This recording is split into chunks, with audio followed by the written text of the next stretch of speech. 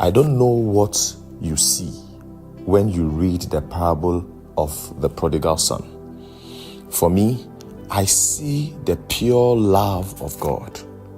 In Luke chapter 15, verse 11, I'm reading the NLT version. It says, to illustrate the point further, Jesus told them this story. A man had 2 sons. The younger told his father, I want my share of your estate now before you die. So his father agreed to divide his wealth between his sons.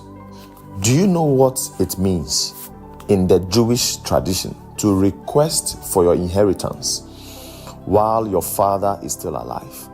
It shows great dishonor to your father. It is a sign of rebellion, public rebellion.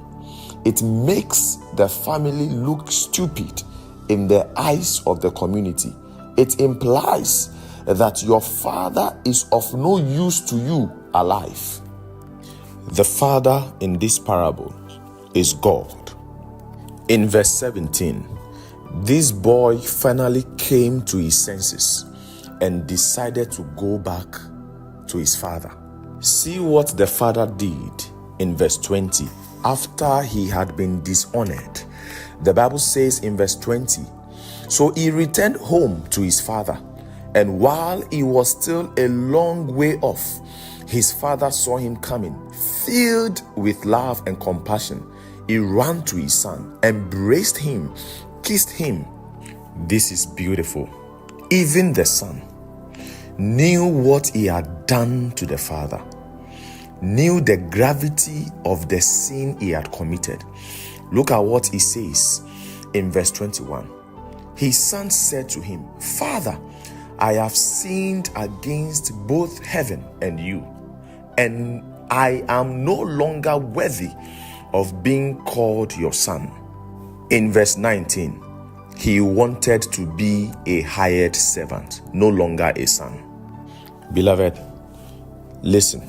No matter how far you think you've gone away from God, no matter how dirty you think you are, God's love for you never diminishes.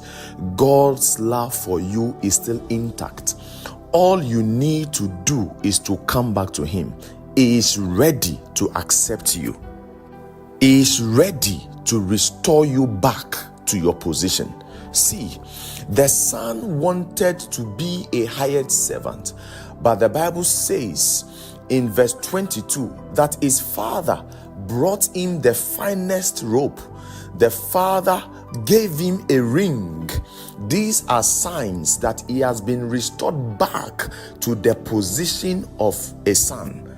Beloved, don't be deceived by your situation. Don't be deceived by the enemy. God still loves you. Come back to Him. He's waiting for you today.